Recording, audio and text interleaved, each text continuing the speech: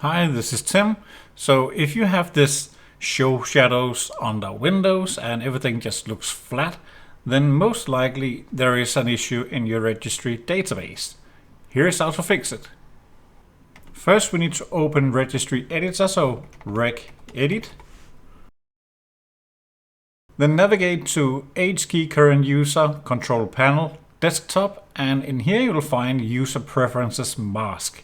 Here you should have one of these use preference mask and it might be corrupted. So delete this one. I have multiple, so I'll delete them all. And then you can open up your appearances again. So adjust appearance and performance. And now this show shadows on the windows has been removed.